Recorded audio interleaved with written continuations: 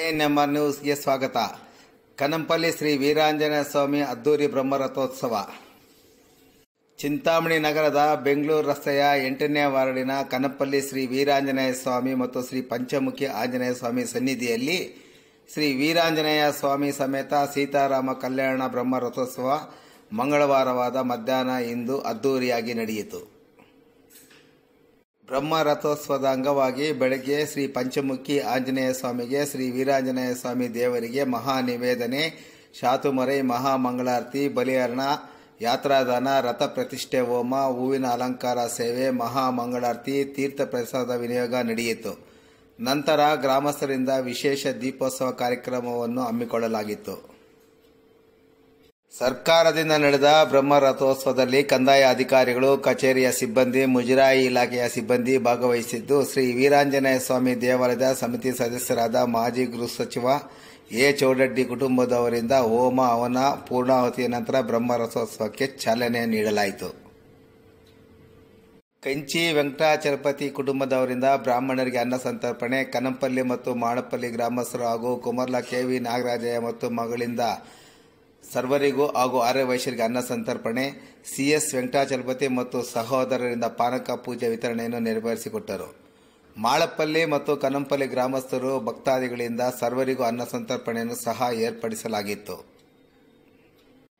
ರಥೋತ್ಸವ ಕಾರ್ಯಕ್ರಮದಲ್ಲಿ ದೇವಾಲಯದ ಮುಖಂಡರಾದ ಮೀಸೆ ವೆಂಕಟರೆಡ್ಡಿ, ನಗರಸಭಾ ಸದಸ್ಯರಾದ ಅರುಣಾ ಮಂಜುನಾಥ್, ಸೀನಪ್ಪ, ಬೀರಂಗಿ ಬಾಬು, ಪೆಪ್ಸಿ ಕೃಷ್ಣಾರೆಡ್ಡಿ, ಶ್ರೀನಿವಾಸ್, ಇಂಜಿನಿಯರ್ ಬೈರಾರೆಡ್ಡಿ, ಕನಂಪಲ್ಲಿ ಅರುಣಾರೆಡ್ಡಿ, ಗೋವಿಂದ ರೆಡ್ಡಿ, ಮಂಜುನಾಥ್, ಗೋಪಾಲ್ ರೆಡ್ಡಿ, ಚಂದ್ರಪ್ಪ ಸೇರಿದಂತೆ ಕನಂಪಲ್ಲಿಯ ಹಲವಾರು ಮುಖಂಡರು ಹಾಗೂ ಗ್ರಾಮಸ್ಥರು ಉಪಸ್ಥಿತರಿದ್ದರು.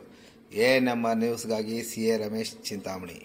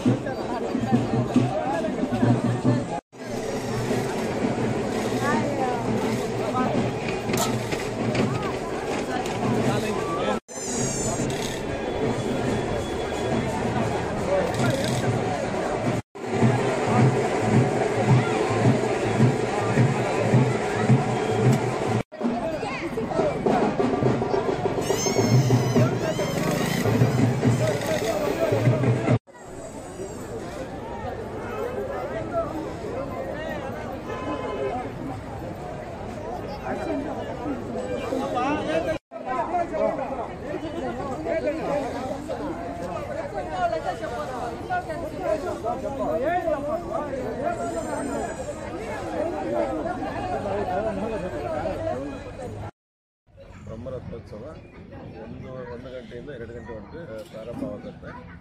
ಸಾಯಂಕಾಲವರೆಗೂ ಅನ್ನಸಂತರ್ಪಣೆ ಕಾರ್ಯಕ್ರಮ ನಡೀತಾ ಇರುತ್ತೆ.